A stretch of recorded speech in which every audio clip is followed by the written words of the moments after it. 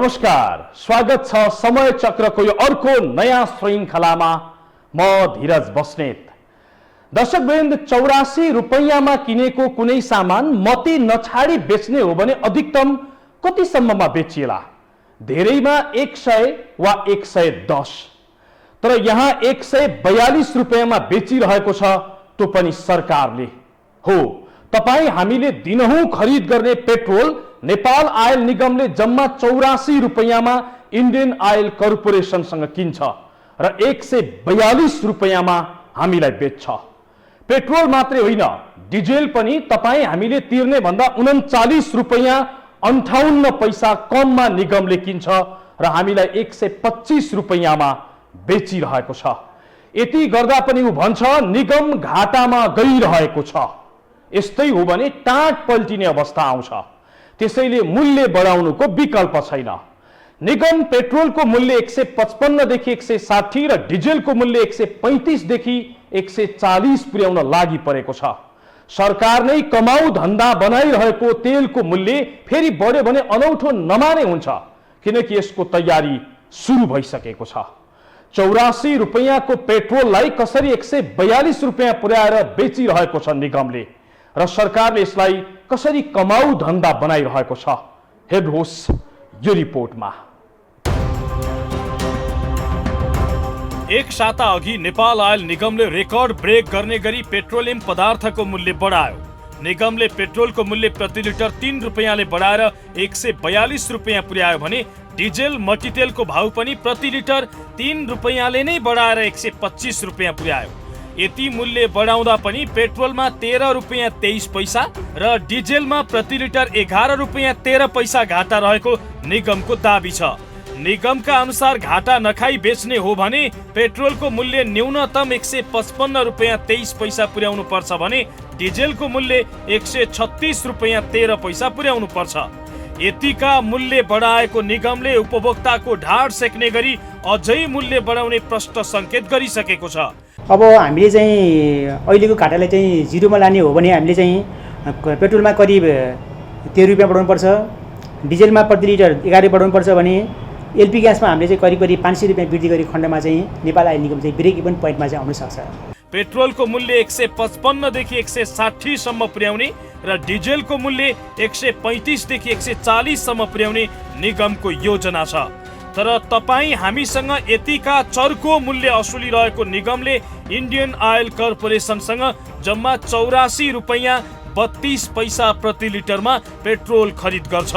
खरिद मूल्यमा 57 रुपैयाँ 68 पैसा थपेर नेपाल आयल निगमले 142 रुपैयाँमा हामीलाई पेट्रोल बेचिरहेको छ, जुन खरिद मूल्यको 68.40% बढी हो। पेट्रोल मात्रै नभएर निगमले डिजेल पनि 85 रुपैयाँ 42 पैसामा खरिद गरेर 125 रुपैयाँमा बेचिरहेको छ। डिजेलमा लागत मूल्यको 39 रुपैयाँ 58 पैसा तपाईँ हामीसँग बढी असुल्दा समेत निगम भनिरहेको छ अझै हामीलाई घाटा छ। अझै मासिक 4.5 अर्ब रुपैयाँ घाटा रहेको निगमको दाबी छ। हामीलाई चाहिँ इन्डियन आयल कर्पोरेसनबाट फेब्रुअरी 1 तारिकमा प्राप्त भएको मूल्य सूचीको आधारमा चाहिँ हाम्रो 15 दिनको चाहिँ घाटा हामीलाई चाहिँ 2 अर्ब 23 करोड रहेको छ भने प्रत्येक पेट्रोल प्रति लिटरमा चाहिँ हामीलाई 13 रुपैयाँ 23 पैसा नोक्सान छ, डिजेलमा चाहिँ 11 रुपैयाँ 13 पैसा नोक्सान छ भने एलपी ग्यासमा चाहिँ प्रति सिलिन्डर 560 रुपैयाँ चाहिँ घाटा रहेको छ।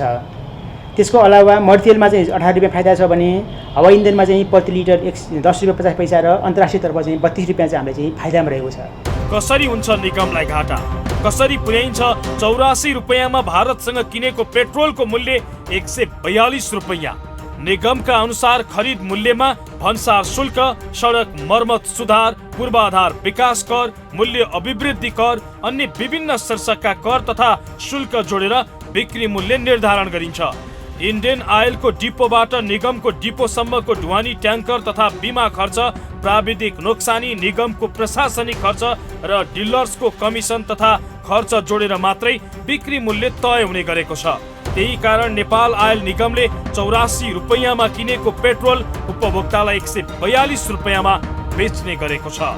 सरकारले पेट्रोलमा मात्रै उपभोक्ताको ढाड सेक्ने गरी प्रति लिटर 58 रुपैयाँ 48 पैसा कर असुल्ने गरेको छ। हेर्नुहोस् 1 लिटर पेट्रोलमा कुन शीर्षकमा सरकारले कति कर असुल्छ?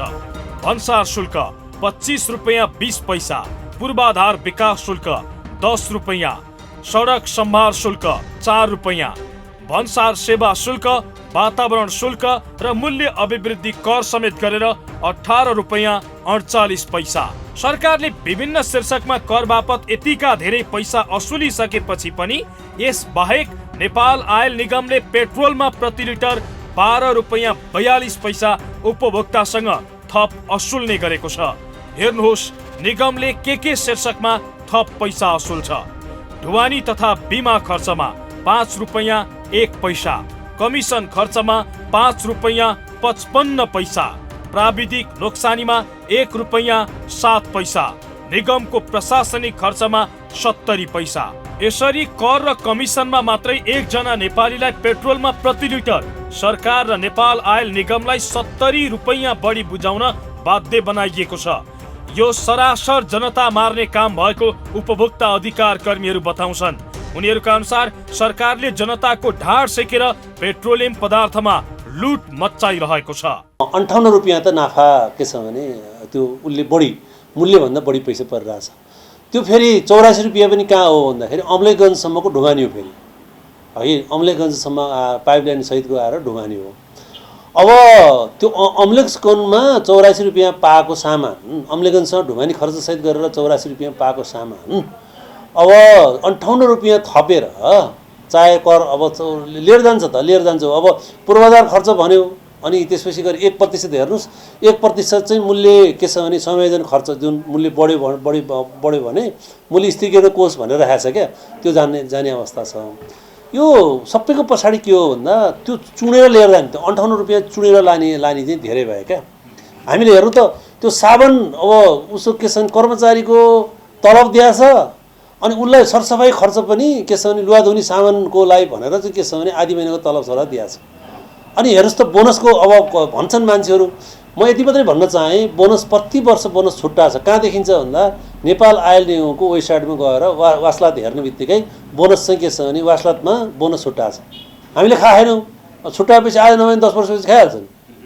त्यस कारणले हेर्नुहोस् यो त अत्यधिक रूपले लुट भयो। सरकारले उपभोक्ताले किन्ने तेलबाट मात्रै वार्षिक करिब 1 खर्ब रुपैयाँको हाराहारीमा राजस्व उठाउने गरेको छ। गएको आर्थिक वर्ष 2077-78 मा मात्रै 97 अर्ब 20 करोड रुपैयाँ राजस्व सङ्कलन गरेको थियो। सङ्कलित राजस्व मध्ये कैयौं शीर्षकको राजस्व खर्च नै भएको छैन। जस्तो बुढी गण्डकीका नाममा उपभोक्ताबाट प्रति लिटर 5 रुपैयाँ सरकारले असुलिरहेको छ, जुन पैसा खर्च नै भएको छैन। पूर्वाधार विकास शुल्क भनेर प्रति लिटर 10 रुपैयाँ उठाइएको छ, तर विकास खर्च भने चालु आर्थिक वर्षको 7 महिना सकिदासम्म जम्मा 15% मात्रै भएको छ। यदि अनेकन कर हटाउने र घटाउने हो भने 142 रुपैयाँमा किन्न बाध्य बनाइएको पेट्रोल 100 रुपैयाँदेखि 110 रुपैयाँसम्ममा सहजै किन्न पाइने उपभोक्ता अधिकार कर्मीहरूको दाबी छ। प्रति लिटर के छ भने अहिले 80 पैसा चाहिँ प्रशासनिक खर्च ल्याएको छ। 80 पैसा लाग्छ। हिजो हो 1 खरब रुपैयाँ कारोबार हुँदाखेरि जम्मा 35 पैसा थियो। 3 खरब हुँदाखेरि उसलाई चाहिँ के छ भने 80 पैसा लिइरहेछ। यो त नचाहिँदो खर्च छ क्या बढी। यो नचाहिँदो खर्च घटाउने बित्तिकै चल्छ नि, किन नचल्नु? नचाहिँदो खर्च घट्ने बित्तिकै यो यति धेरै हामीले पैसा तिर्नु पर्थेन। यो भए हुनाले यो नचाहिँदो खर्च हामीले बढी हालेको छ कि त्यहाँ चाहिँ यो उनीहरूले नेपाल आयलेको नाममा अब के छ भने नचाहिँदो खर्च बढी हालेको हुनाले बढी तिर्नु पर्ने अवस्था हो। एउटा कुरा के हो सत्य हो भने 100 उनीहरूले 142-43 बनायो भने यो वास्तवमा 100 रुपैयाँमै के छ भने तेल बेच्न मिल्ने स्थिति हो। 100 रुपैयाँ तेल बेचेर यो राज्य चाहिँ म देश छ भनेर देखाउनु पर्ने अवस्था हो, त्यो चाहिँ भएन। जनतासँग पेट्रोलियम पदार्थका नाममा असुलिरहेका करका केही शीर्षकहरू फजुल मात्रै छैनन्, केही अमुक व्यक्तिहरू मोटाउने खालका समेत छन्। जस्तो बन्ने कुनै सुनिश्चितता नभएको बुढी गण्डकीका नाममा कर उठाउनु पर्ने औचित्यता के हो? भन्सारमा के आधारमा 25 रुपैयाँ भन्दा बढी कर लिइन्छ? बनिसकेको सडक बनाउने नाममा सरकारले प्रति लिटर 4 रुपैयाँ किन असुलिरहेको छ? नेपाल आयल निगमलाई कमिसनका नाममा मात्रै 5 रुपैयाँ 55 पैसा उठाउन किन दिइरहेको छ? कसलाई कमिसन दिन वा मोटो बनाउन यतिका कर उठाएको? एकातिर जनता मार्ने अर्कोतिर कमिसन उठाइरहने यो कस्तो धन्दा हो? यस्तो धन्दा रोक्न र तेलमाथि थोपरिएको करमा पुनरावलोकन गर्न जरुरी छ। हो, केहीलाई मोटो बनाउनकै लागि पेट्रोलियम पदार्थमा थुपरिएको कर घटाउने हो भने तपाईँ हामीले कम्तीमा 30 देखि 40 रुपैयाँसम्म कममा पेट्रोल र डिजेल पाउने थियौं। तर कर कटौती होइन, उपभोक्ताको घाँटी थिच्ने गरी मूल्य बढाउन मात्रै सरकार उद्यत भइरहेको छ। निगमका सामान्य कर्मचारीदेखि मन्त्रीसम्मले पाइरहेको कमिसन नकटाउने हो भने तेलभित्रको खेल अन्त्य हुनेवाला छैन। एकातिर संस्था घाटामा छ भन्ने र अर्कोतिर लुगा धुने साबुनसम्मको भत्ता बाँडिरहने काम निगमले गरेको छ। नेपाल आयल निगमले कर्मचारीलाई के शीर्षकमा कति भत्ता बाँड्छ त्यो देखाउनेछौँ, तर एकैछिनको ब्रेक पछि।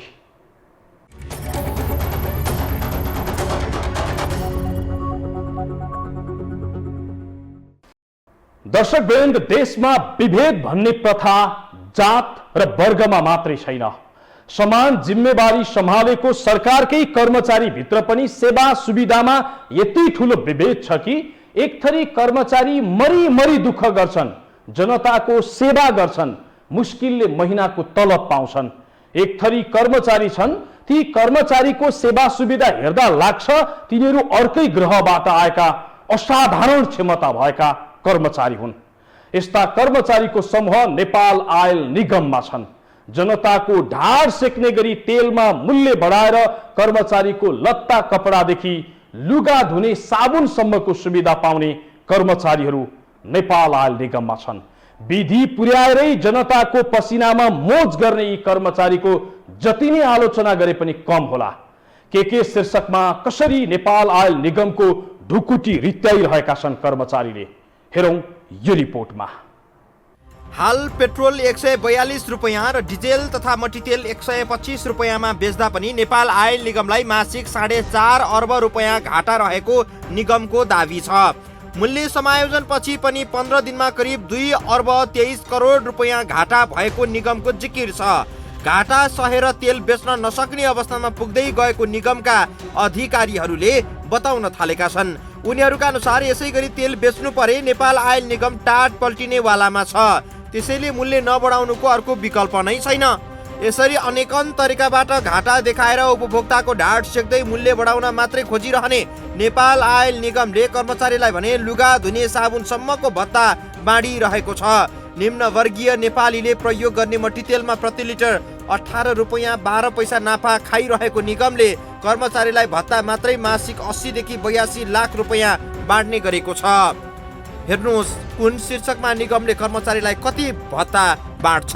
इन्धन खर्च भत्ता मासिक 4500 रुपैयाँ, घर खर्चका लागि भत्ता मासिक 1000 रुपैयाँ, महँगी भत्ता मासिक 2000, खाजा खर्च दैनिक 100 रुपैयाँ, लुगा धुनका लागि दैनिक 15 रुपैयाँ, पोसाक भत्ता वार्षिक 25 रुपैयाँ, पोसाक भत्ता वार्षिक 25,000 रुपैयाँ, विदेश भ्रमणमा जाँदा भारतको हकमा लुगा भत्ता 5000 रुपैयाँ, भारत बाहेक अन्य मुलुक जाँदा लुगा भत्ता 7000 रुपैयाँ, भ्रमण भत्ता देशभित्र दैनिक 2000 रुपैयाँ, भ्रमण भत्ता विदेशमा दैनिक 8000 भन्दा धेरै, औषधि उपचार खर्च 1 देखि 1.5 महिनाको तलब बराबर, घर रङ रोगन खर्च वार्षिक 4200 देखि 6000 रुपैयाँसम्म, चाडपर्व भत्ता 1 महिनाको तलब बराबर। यस बाहेक बिमा र उपचार लगायतका शीर्षकमा दिइने खर्च छुट्टै छ।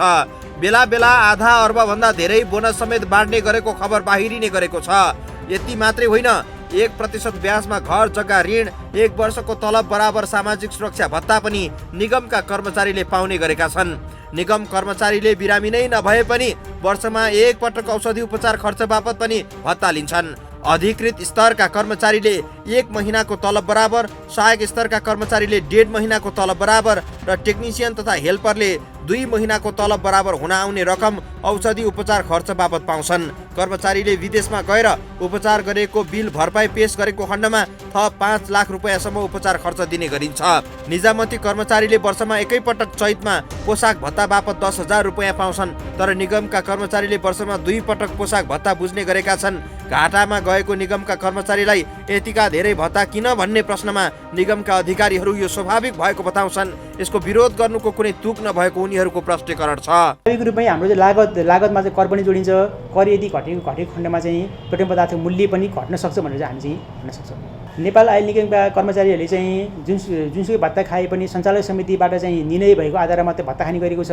हजुरले भन्नुभयो लुगा भत्ता चाहिँ छ, तर प्रतिदिन 15 रुपियाँको दरले लुगा भत्ता दिइन्छ।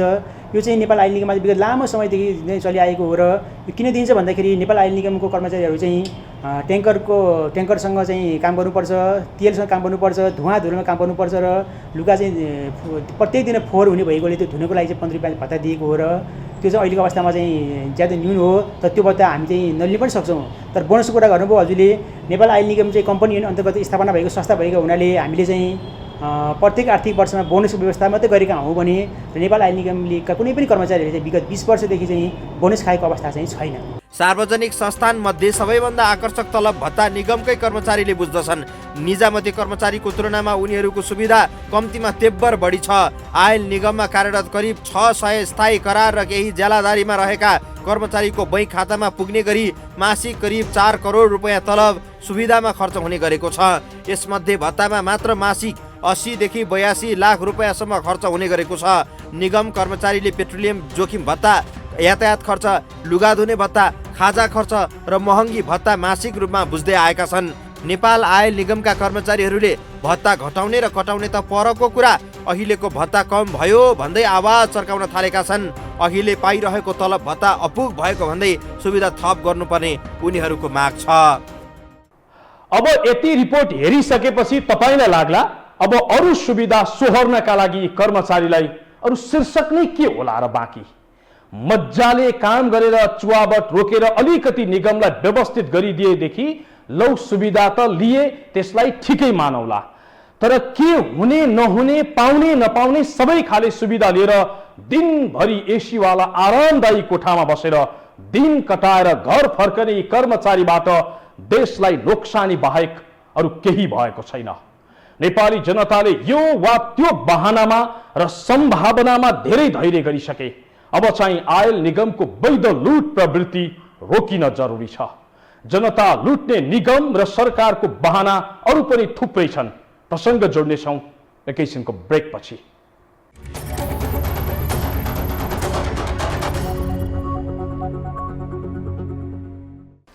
जसरी सरकार पेट्रोलमा लगाएको कर हटाउन वा कटाउन ज्यान गए तयार छैन, ठीक त्यसै गरी कर्मचारी पनि आफूले पाउने भत्ता र सुविधा घटाउने वा कटाउने भन्ने शब्द सुन्न समेत चाहँदैनन्।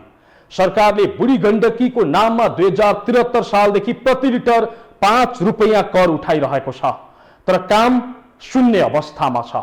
70 अर्ब उठाएर पनि सो रकम कसरी उपयोगविहीन बनाइएको छ? हेर्नुहोस् यो रिपोर्टमा। बुढी गण्डकी जलविद्युत बनाउने नाममा सरकारले तपाईँ हामीले किन्ने तेलबाट अहिलेसम्म करिब 70 अर्ब रुपैयाँ कर उठाइसकेको छ। तपाईँ हामीले 1 लिटर पेट्रोल किन्दा बुढी गण्डकीको खातामा 5 रुपैयाँ जान थालेको पनि 4.5 वर्ष बितिसकेको छ। आर्थिक वर्ष 2073-74 देखि बुढी गण्डकीको नाममा यसरी कर उठाइरहेको छ। तर बुढी गण्डकी कहिले बन्छ, कस्तो बन्छ भन्ने केही अत्तो पत्तो छैन। यतिसम्म कि सरकार फेरिएपछि बुढी गण्डकी कस्तै बनाउन दिने भन्ने विवाद सुरु हुन्छ। तर बन्ने र बनाउने चर्चा उही हात्ती आयो फुस्स भने चाहिँ भइरहेको छ। कर चाहिँ 7वटा विषयमा कर उठाइरहेको अवस्था छ। सबै अनुचित छ। जस्तो पूर्वाधार खर्च भनेको छ, बुढी गण्डकी पूर्वाधार के अर्थ राख्छ र? हामीसँग पूर्वाधार खर्च उठाउने अनि फेरि इन्डियन कम्पनीले दिने कि चाइनिज कम्पनीले दिने भने एउटा पार्टीको सरकार आयो, चाइनिज कम्पनीले दिएको छ, एउटा पार्टीको सरकार आयो के छ भने इन्डियन कम्पनीले दिएको छ। पैसा चाहिँ कोसँग उठाएको छ भने मसँग उठाएको छ। यो त नाजायज हो नि। यो त नाजायजको नि सीमाभन्दा नाजायज हो। यो सीमाभन्दा नाजायजको कुरा चाहिँ के छ भने यो काम भइरहेछ, यसलाई चाहिँ के छ भने अनुचित काम हो। सरकारले मासिक रूपमा पेट्रोलबाट मात्रै उपभोक्ताहरूबाट 1 अर्ब रुपैयाँ कर सङ्कलन गर्ने गरेका छन्।